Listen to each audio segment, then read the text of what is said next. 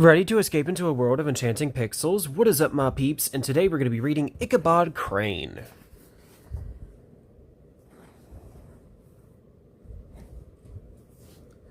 If we could journey back to that time in American history when Manhattan was but a Dutch market town, we would discover that in the bosom of one of those spacious coves which indent the eastern shore of the Hudson River, a small rural port generally known by the name of Tarrytown. This name was given in the former days by the good housewives of the countryside because of the natural inclination of their husbands to tarry about the village tavern on market days. About 2 miles from this village, there is a little valley among high hills, which is one of the quietest places in the whole world.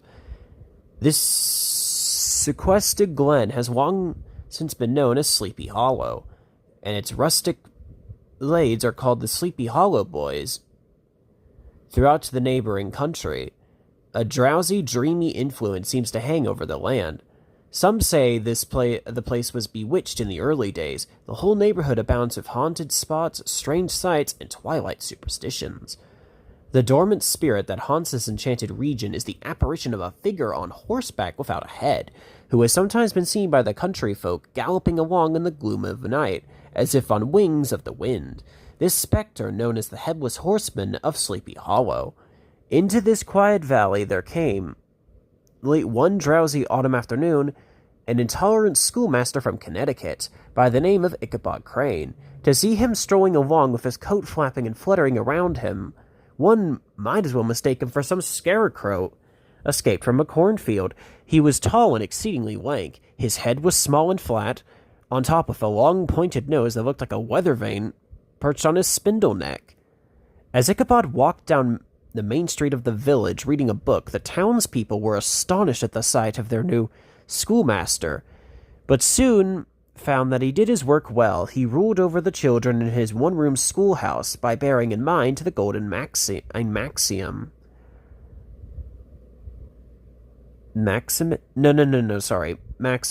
That's, I think Jerry said that. Spare the rod and spoil the child. Ichabod Crane's scholars certainly were not spoiled.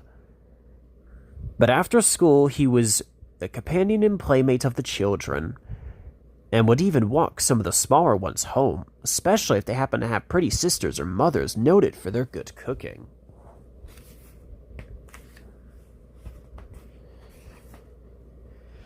According to country customs in those parts, Ichabod bounded and lodged at the houses of the farmers whose children he instructed. He lived with each family for a week, and went the rounds of the neighborhood with all the worldly goods tied up in a large cotton handkerchief. Ichabod found other ways to increase his slender income. He was the singing master of the neighborhood, and taught the young people to sing possums? I think so you say that. On Sundays, when he led his choir, his nasal voice resounded far above the rest of the congregation. There are peculiar quavers still heard in that church, and even half a mile off on a still Sunday morning, which are said to be descended from the nose of Ichabod Crane. The females of the neighborhood found the schoolmaster to be vastly superior in taste and accomplishments to the rough Sleepy Hollow boys and their leader, Brom. Ichabod was invited to tea at the farmhouses, or would take a Sunday stroll with a whole bevy of country damsels along the banks of the millpond, while the more bashful country bumpkins hung sheepishly back, envying him. It was inevitable that Ichabod would become an object of ridicule to Brom and his friends, but he didn't mind. He was content in the woman's admiration of his great learning, for he had read several books quite through, and was the perfect master of Cotton Mather's History of New England Witchcraft, which, by the way, he most firmly believed. There came a time, however, when the teacher's path was crossed by a being that caused more perplexity to mortal man than ghosts and goblins, that being a woman, Katrina Van Tassel, the 18-year-old daughter and the only child of Baltus Van Tassel, the wealthiest farmer in the country. She was a blooming lass, plump as a partridge, ripe, melting and rosy-cheeked, and a coquette. I think that's how you say that. Now, there was no doubt that the fair Katrina was the richest prize in the countryside, and the schoolmaster, being an ambitious man, at once began to fill his mind of hopeless impressions. "Ah, Katrina, my love, my treasure," he sang to himself, "who can resist your grace, your charm? And who can resist your father's farm?" From the moment Ichabod decided to give Katrina's affections a peace of mind was at an end. He had more real difficulties than a knight-errant of yore who only had giants, dragons, enchanters, and such like to contend with.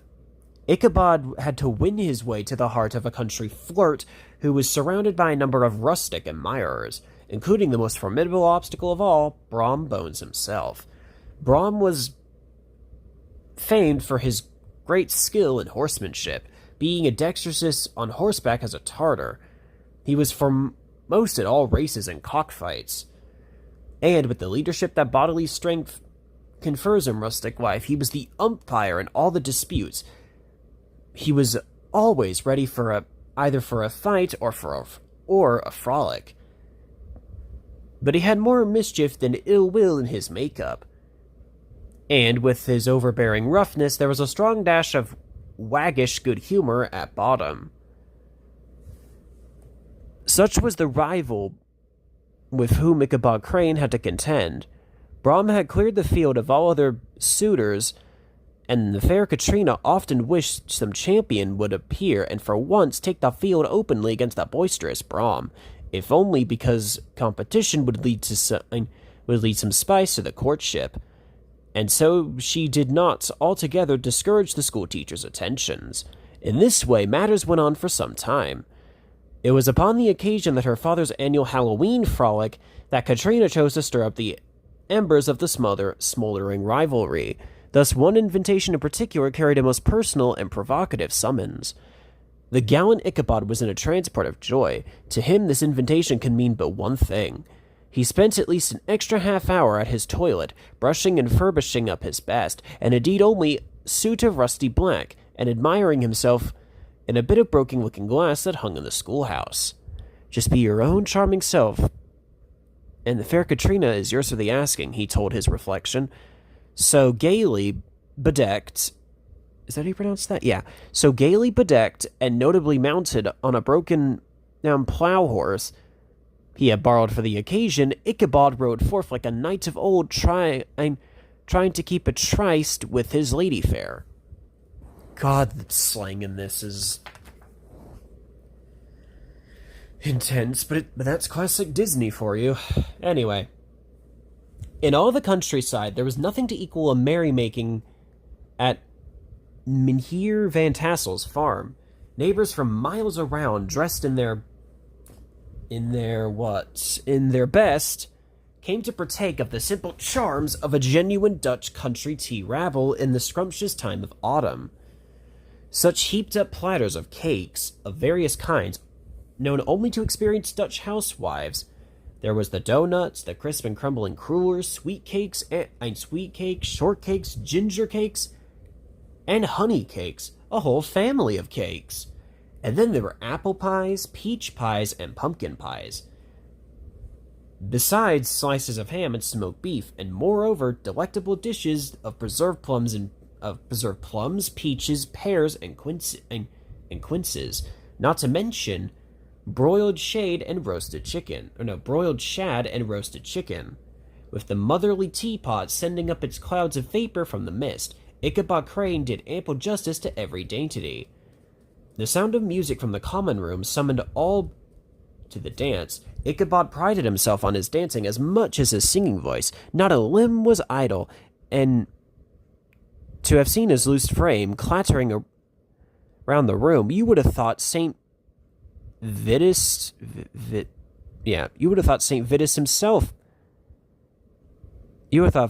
himself. That blessed partner of the dance was cutting the figures before you in person. The lady of the heart was his partner, while Brom Bones, sorely smitten with love and jealousy, sat brooding by himself in a corner. There was no doubt that Ichabod was the man of the hour, but Brom Bones was a stubborn suitor and was determined by fair means or foul his time would come. When the night grew late, Van Tassel called upon his guests to tell ghostly tales of Halloween. Brom knew that there was no more for a believer in spooks and goblins than Ichabod Crane. He moved closer to the teacher and began to tell a feathersome story of his midnight adventure with the Headless Horseman.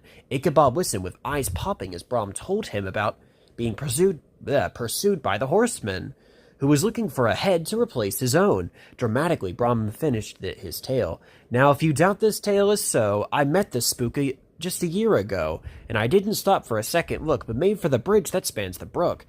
For once you cross the bridge, my friends, the ghost is through. His power ends. Laughing at the terrified teacher, Brom continued, so when you're riding home tonight, look out, beware, make for the bridge with all your might, because the Headless Horseman will be down near the hollow, looking for a head to take. The party now gradually broke up. The farmers gathered their families in their wagons, and some of the girls left on horseback with their favorite young men. Only Ichabod lingered behind, according to the custom of country lovers, to have a moment alone with Harris. Fully convinced he was now on the high road to success. What was said between them no one knows, but something must have gone wrong, for Ichabod came out a very short time looking unhappy and discouraged. Had the girl only been playing one of her cottage tricks, encouraging the poor teacher in order to speed the conquest of his rival? Looking neither to the right or left to gloat over Van Tassel's rich barns and fields, which he had so often dreamed of owning, Ichabod went straight for the stable. With several hefty cuffs and kicks, he roused his old horse, who had been soundly sleeping, dreaming of mountains of corn and oats, and the whole valleys of timothy and clover. It was at that very witching hour of night that Ichabod pursued his travel homeward, as the sky grew blacker as one by one the stars winked out, and driving clouds obscured the moon. Never had the schoolmaster felt so melancholy, so utterly alone, and the nearer he approached the hollow, the more dismal he became. Once inside the murky glen, Ichabod felt more afraid, for now the forest seemed to close in behind him, and every little detail of Brom's story returned to haunt him. He tried to whistle a song, but the blowing leaves and owls whoo, the croaking of a frog warning, headless horseman, filled him with terror. And then he heard the sound of hooves in the distance. Coming closer, suddenly there was wild laughter, and a black horse carrying a headless rider reared up behind him. Ichabod's terror increased when he saw the head, which should have rested on the rider's shoulders, was carried before him. Instead, a sword whizzed past his ear. Ichabod's old horse ran as fast as he could, with the other pursuing him. Once again, the terrible rider slashed at Ichabod's head with his sword. If I can but reach that bridge, thought Ichabod, I'm safe. A convulsive kick in the ribs, and the old nag sprang across the bridge, thundered over the resounding planks, and gained the opposite side. And now Ichabod cast a look behind to see if his ghostly pursuer had vanished. Just then, to his horror, he saw the headless rider rise in his stirrups and hurl the grinning head at him.